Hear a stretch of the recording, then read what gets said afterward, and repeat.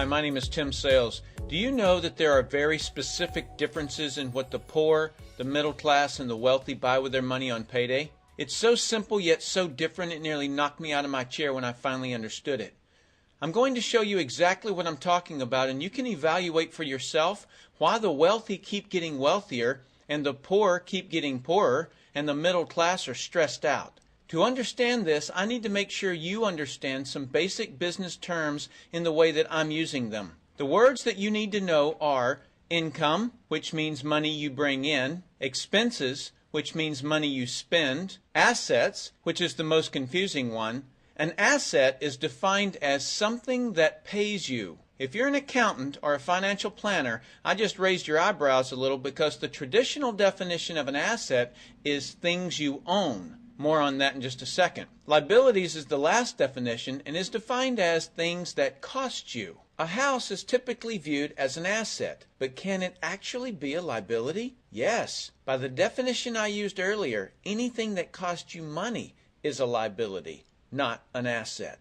But to answer your curiosity, yes, a house can be considered an asset. When is it an asset? When it pays you money. If you were to buy a house and rent it out, and it paid you a positive cash flow every month, that would then be considered an asset. One more time on the definitions just to be very clear before we continue. Income is money you make, expenses are money you spend, an asset pays you, and a liability costs you. Now let's look at what the poor buy on payday. On payday, the poor buy what I'm going to call stuff. What is stuff? Inexpensive things that people buy that they don't really need to survive. You go into someone's house and you can't find any counter or tabletop space in the whole house because of all the stuff on it. You can't find a single foot of white space on any wall in their house because of all the stuff that's hanging on it. Where did they get this stuff? They bought it at the flea market, at the garage sale, at the dollar store, at the craft show. Their house and their car is full and cluttered with stuff. So income comes in on payday and then goes straight out the expense column to buy stuff. The poor really never educate themselves on assets and liabilities. The poor justify their buying all of this stuff by claiming that it costs so little. Yes, it was very cheap, inexpensive, not a lot of money, but over the years, it's all they ever had. The problem is their income never produced or created more income. I know this group very well because this was me. This was the way I was raised. I, in no way, am cutting or undermining this group of people or any other group. I just see a lot of financial pain out there and that need not be that way. I only want to help you, and hopefully you'll pass this information on to people you care about. Creating wealth is not a mystery. It's a formula. The only reason someone doesn't create wealth is because they don't know or don't apply the formula. Let's continue on and look at the middle class. The middle class is the group that society mistakenly thinks are the rich. They are not. Yes, they typically earn a six-figure income, but what they buy on payday keeps them prisoners of the middle class. What they buy on payday are liabilities. Remember the definition of a liability? Things that cost you? By buying liabilities, the money gets pushed up and out their expense column. Liabilities are items like cars, boats, houses, airplanes, credit card debt. Let me explain the way this happens. On payday, the middle class make a nice big paycheck. Let's say $15,000 for the month. They then split that down the middle and pay their monthly expenses with half, and with the other half, they make a down payment on a new car. The car costs $7,000 down, and after they tack on the insurance and the maintenance, that liability costs them $1,100 new dollars every single month. A few months go by and they want a boat, then a vacation home, a Rolex watch on the credit card, a vacation on the credit card, and before you know it, their liabilities have raised the expense levels to near or above their income levels. They actually spend equal to or more than they make, meaning that they have to go to work and make a certain amount of money every single month because of their liabilities. The other important issue with both the poor and the middle class is that normally all of their income is dependent on their own effort, meaning they've educated themselves to exchange their knowledge and expertise for someone's money. Here's an example. An attorney is knowledgeable about law, so people pay him or her money in exchange for that knowledge on an hourly basis. The problem there is that if they're not, the attorney, sharing that knowledge with a client, then the attorney is not making any money.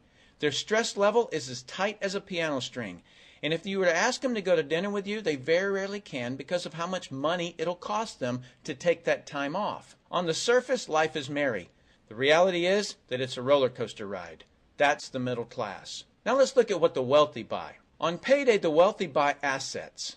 Again, an asset is something that pays you. If you want to become wealthy, buy assets that then earn you more income. The money wheel looks like this. Buy assets that produce cash, that then buy more assets that produce more cash, that then buy more assets that produce more cash. The wealthy spend their money and buy things that produce more money. Here's a couple of examples of assets that produce more income. Investments are the obvious: stocks, bonds, real estate. Education is another asset. If you learn how to do something and actually do it, that produces more income. That's buying an asset. I heard a great expression once: if you think education is expensive, you should see how expensive stupidity is. Another example of assets you can buy that pay you is businesses, especially those businesses that can create a passive income. Passive meaning that once you build it up, it pays you whether you're still building it or not. A little example is if you buy a pinball machine and put it in a barber shop. You don't spend any of the profits. You save them until you can buy another pinball machine and put it in another barber shop. This, by the way, was Warren Buffett's first business. Warren Buffett, by the way, is one of the top 2 richest men in America. The wealthy are extremely eager to find those passive income businesses because it continues to pay them month after month, year after year, long after they've stopped working the business. That's actually the way I created my millions.